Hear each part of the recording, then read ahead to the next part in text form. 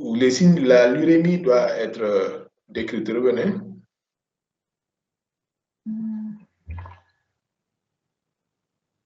Ici. Encore. Voilà, vous-même ici, par exemple, à la biologie, vous mettez qu'il y a une augmentation de l'urée. Revenez à la biologie urinaire, là où vous avez mis les flèches. Revenez à... Voilà. Vous-même, vous dites... Voilà. Voilà. Vous-même, vous dites augmentation de l'urée. Donc, ça suppose que la diapo qui précède, remontez. Voilà. Ici, en bas, il y a les modifications de la diurèse, mais aussi les signes d'appel urémique. L'enfant peut avoir des signes... Est-ce que vous êtes d'accord avec moi? L'enfant peut avoir des signes d'appel urémique. Oui. Voilà, c'est ça qu'il faut rajouter ici. Mais en fait, le signe urémique ne dépend pas du niveau de l'urée, mais de la tolérance de l'urée. Ce qui fait que c'est difficile de dire à quel seuil un enfant doit être dialysé. Ça, ce n'est pas possible. Il faut simplement évaluer la tolérance de l'urée. Et les signes, maintenant, quels sont les signes d'intolérance de l'urée? C'est quand il y a une acidose métabolique. C'est quand l'enfant a une odeur urémique de l'haleine. C'est quand l'enfant a une péricardite. C'est quand l'enfant saigne. Quand l'enfant saigne de façon inexpliquée, ça veut dire que les toxines se sont suffisamment accumulées dans son corps pour créer des troubles de la coagulation. Donc ça, ce sont des critères d'intolérance de l'urée. Mais tant que vous n'avez pas ça, vous n'avez pas l'odeur urémique, vous n'avez pas de givre d'urée, vous n'avez pas d'encéphalopathie urémique, vous n'avez pas de péricardite, vous n'avez pas d'acidose métabolique, quel que soit le niveau d'élévation de l'urée, il faut considérer qu'il n'y a pas d'indication de dialyse et essayer de poursuivre votre traitement symptomatique.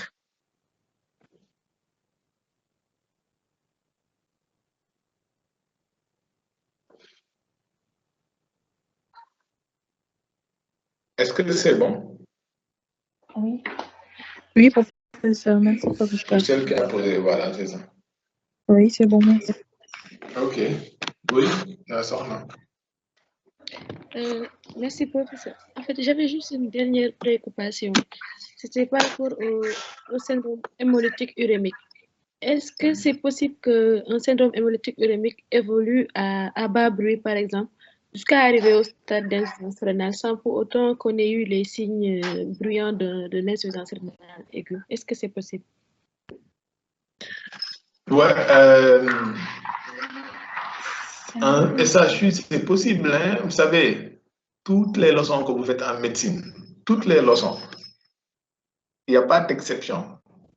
C'est toujours forme typique, forme atypique, forme symptomatique, forme asymptomatique. Ou bien, c'est toujours comme ça, non? Systématiquement, quelle que soit la leçon. Donc, si on prenait la leçon sur le bout de syndrome hémolytique et urémique, on aurait pris un type de description et on aurait dû les formes symptomatiques. Effectivement, on peut avoir des SHU à bas bruit. On peut avoir des SHU à bas bruit, le malade peut récupérer. Le malade peut récupérer sans pour autant que les syndromes soient suffisamment complets. Par exemple, vous pouvez avoir un syndrome hémolytique qui est faible, avec la présence de presque 1 ou 2% de schizocytes, pas plus de 2% de schizocytes, avoir une petite insuffisance rénale et une pression artérielle qui est légèrement élevée sans surcharge. Et ces enfants-là peuvent évoluer très rapidement sans pour autant qu'il y ait des signes majeurs de syndrome hémolytique et urémique. Donc, je ne suis pas sûr que ça soit en tout cas, les formes frustres sont possibles. On a vu des enfants qui ont des schizocytes sans symptômes. Parfois, tu hospitalises un nourrisson, qui est gravement malade, tu fais le bilan, tu as des schizocytes au frottis. Le laboratoire, toi-même, tu n'as jamais pensé aux schizocytes, mais le laboratoire te répond, il te dit qu'il y a la présence de schizocytes. Tu fais la fonction rénale, elle est normale. Pourtant, il y a un syndrome hémolytique. Peut-être que c'est l'urémie qui manque, mais l'urémie peut survenir au 2e ou 3e jour, ou bien même que l'urémie était survenue au début de la maladie et que vous n'êtes pas arrivé au bon moment. Donc, parfois, on peut avoir toutes ces situations-là, ce qui fait qu'il ne faut pas tenir de rigueur forcément tous les éléments de la définition. Effectivement, professeur, parce que c'était un rapport avec un nourrisson qu'on avait reçu, qui était suivi, diagnostiqué, qui était en cours d'exploration d'une anémie et qui est venu dans un tableau d'insuffisance rénale chronique qui était compliqué d'hypercalémie sévère avec un tableau d'OAP et tout. Mais avec les explorations, on a vu que c'était un tableau d'insuffisance rénale chronique, mais qu'on ne pouvait pas expliquer sur le coup. Et quand on a regardé tous les bilans qu'il a eu à faire chez son médecin traitant, on est tombé sur un frottis qui montrait la présence importante de kystocytes. Donc, voilà. Voilà, la maman nous a jamais dit qu'elle était symptomatique, un tableau rénal, elle n'a jamais été suivie pour une pathologie rénale. C'est comme ça qu'on a su peut-être que c'est ce tableau de CHU qui a évolué à bas bruit vers cette insuffisance rénale-là. Effectivement. Donc, si vous trouvez des schizocytes dans un frottis sanguin, ce sont des globules rouges fragmentés. Un schizocyte, c'est un globule rouge fragmenté. La première des hypothèses qu'il faut évoquer, c'est le syndrome hémolytique et urémique. Ça, c'est obligatoire. Entre autres hypothèses, je vais vous citer peut-être 2, 3.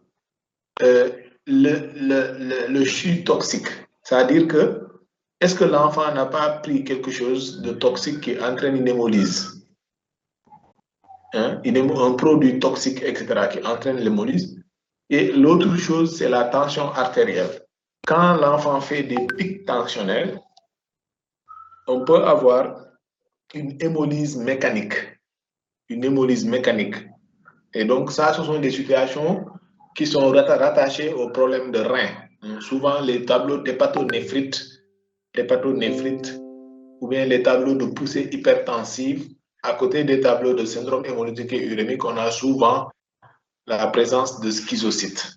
Donc, il faut vraiment, quand vous avez des schizocytes, au moins penser à ces 3 hypothèses en rapport avec le rein. Vous pouvez évoquer d'autres hypothèses en rapport avec d'autres organes, mais au moins en rapport avec le rein, pensez à une hépatonéphrite, pensez à un CHU et pensez à une poussée hypertensive entraînant une hémolyse mécanique.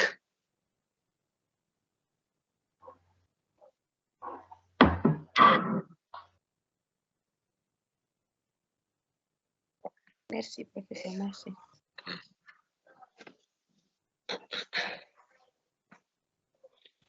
Donc, en attendant que quelqu'un d'autre ne réagisse, je vais juste aller très vite parce qu'on arrive à 18h, pratiquement 17h. Au niveau de la définition, bon, dans la définition, il y a beaucoup de choses. La définition, vous avez mis